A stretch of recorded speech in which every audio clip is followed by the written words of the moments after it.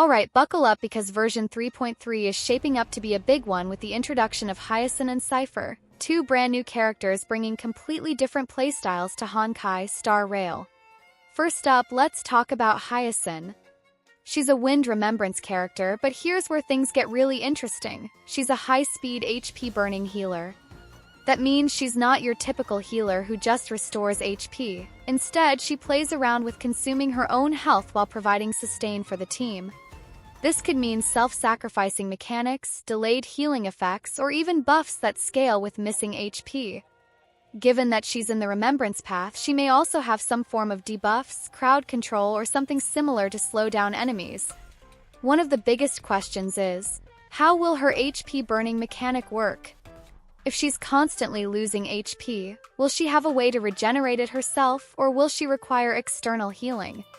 This could make her extremely powerful in certain setups, but also risky if not managed properly. Now, let's move on to CIPHER, who is an entirely different beast. CIPHER is a quantum nihility character, and unlike most nihility units that rely on dots or debuffs, CIPHER is a DPS who scales based on crit and crit DMG.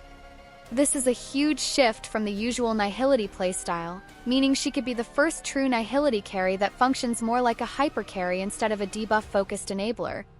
On top of that, she has an additional damage mechanic, which could mean bonus hits, or even a new system that lets her stack damage over time.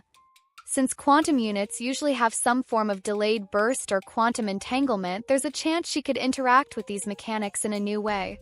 So what does this mean for team building? HYACINE might introduce a new era of sustain units that trade HP for effects, potentially working well with high-speed teams, HP scaling allies, or even destruction characters who already drain their HP naturally. CIPHER, on the other hand, could redefine quantum nihility, making her a viable DPS option instead of just a support. If she has strong self-sufficiency, she could compete with other main DPS characters while still offering nihility-based debuffs. Overall, both characters are shaping up to be game-changers in their own way. HYACINE brings an experimental healing style, while CIPHER might be the first true DPS in the nihility path. What do you think? Are you excited for these characters? Let me know in the comments, and as always, stay tuned for more updates.